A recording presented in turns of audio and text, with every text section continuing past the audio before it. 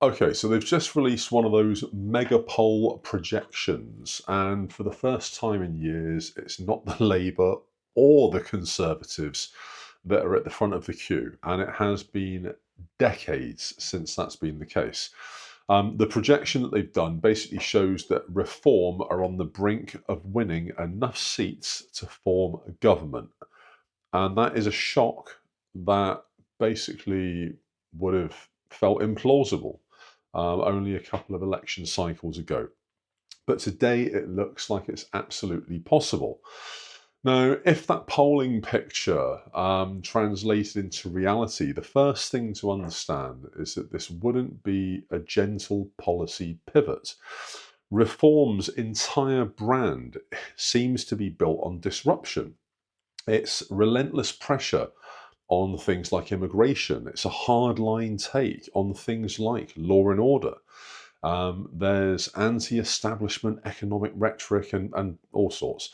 The obvious immediate consequence would be that a government whose priority framing is different, things like quick wins on immigration, things like quick wins on enforcement, and visible headline grabbing changes rather than technocratic long term fixes would seem quite alluring, I think, to most of the people in the UK right now. So, for people on the ground, that would look like three predictable shifts. So, the first one is that you've got more aggressive immigration and right to work enforcement. You've got more rage, you'll have stricter checks, a heavier on the spot approach to irregular or illegal employment, and that would satisfy the base of their campaign, really. But it would also risk labour shortages in the sectors that rely on flexible migrant labour. Things like hospitality, things like agriculture, gig economy, for example, and the care industry. And that can push up costs for those industries fairly quickly. So, secondly, you can expect a deregulatory, anti bureaucratic posture that's aimed at small businesses in particular and also at trades. Packages of taxes and rule changes that are going to be pitched as liberating businesses and freeing us up. But in reality, this could create short term chaos for firms that are used to fairly stable working practices. Thirdly, there's the rhetoric about remodeling Britain's place in the world, louder skepticism of international institutions, and also hopefully a more transactional foreign policy, and the willingness to be able to actually have the balls to pick fights for domestic political gain, something that all of our current governments seem to be far too afraid to do. And they should take note from Donald Trump in the US. President Trump is definitely not afraid of calling people out on their BS. He's definitely not afraid to simply pick a fight and rile people up if it benefits his own country. We should be so lucky. But there are hard limits to all of this. So polls and such, they're not the same as governing competence. Reform doesn't have a track record with this. It kind of lacks the long-term experience inside the government machine, if you like. Whereas Labour, the Conservatives, they've obviously been around for decades and decades. And they still do possess that, even though the current current cabinets they've got would make you think otherwise. As a whole, the machine of Labour and the machine of the Conservatives, they are used to making promises, and dealing with policy and everything else. Reform just doesn't have that track record. Things like drafting complex budgets, negotiating with civil services, navigating international relationships, all of those things. None of that is won on a podium. So the machinery of state doesn't pivot overnight. Things like contracts, things like treaties, things like regulations, all of these slow down radical changes because they take time to enforce. They take time to think up. So we should, if reform do come in, expect a little bit of institutional friction. We should expect court challenges. Hopefully, we should expect a lot of undoing or abolishing of a lot of the crap that Labour are now bringing in. Cue digital ID cards.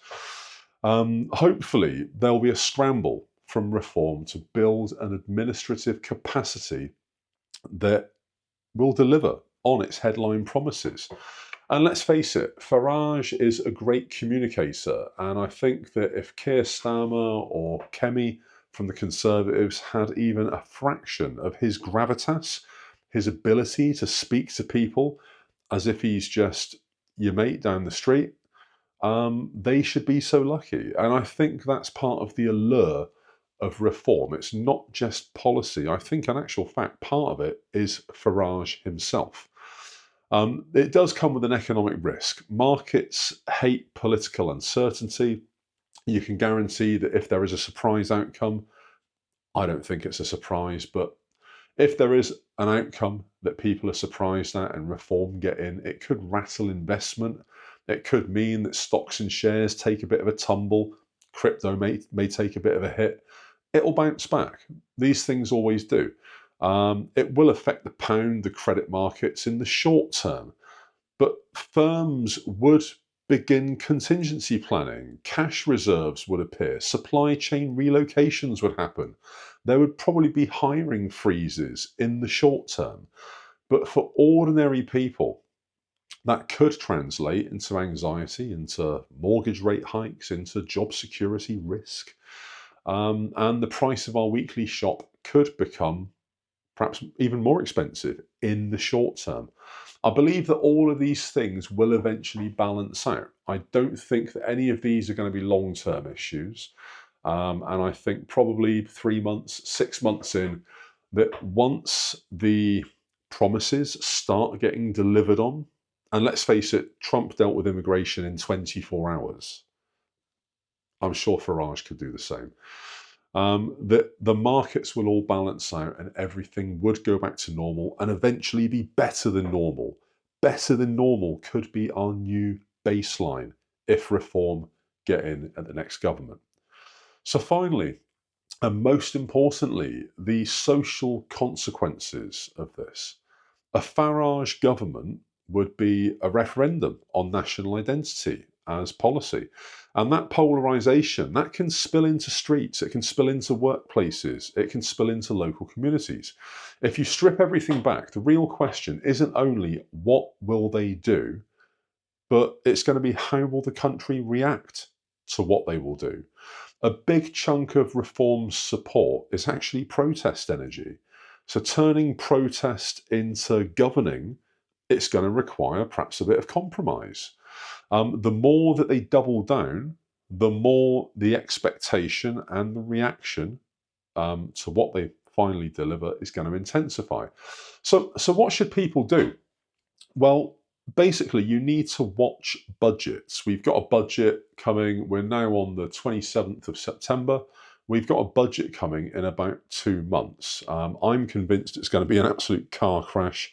We're all going to face tax hikes as people. Businesses are going to get absolutely rinsed, and pensioners are ultimately going to lose out. So we need to watch budgets like a hawk. We also need to watch the statutory investments as well. You need to understand who your local MP will be, and also, most importantly, how to hold that person to account. And you need to prepare for short-term market shocks. So if you're tied to debt or short-dated contracts, maybe you're a business, then this projection is not inevitability, but it is a bell ringing that should demand your most immediate attention. You need to prepare. Prepare if you're a business. Prepare if you're an individual. And look, we don't know what the future is going to bring, but if the recent poll is anything to go by, in about 2 and a bit years, Labour will be gone and Reform, short of a major catastrophe or Farage being linked to somebody undesirable, he will likely be the next Prime Minister. So you've got plenty of time to prepare for this. So my advice is prepare now. Level up, skill up, sort your work situation out, sort your financial situation out. You've got about 30 months to make it good. What are your thoughts on this? Drop it in the comments, let me know. I myself, I think it'd be a good thing. I'm willing to take a little bit of economic or financial imbalance. I mean, I've been used to it for the last two years or so anyway. So I'll take a bit of imbalance if it means that the future is going to be on the up and up. I'm willing to do that. But I want to hear what you think. YouTube's going to put another video there. Like, follow, subscribe, ring the bell, all that jazz. And there'll be another video tomorrow. Goldman, peace out.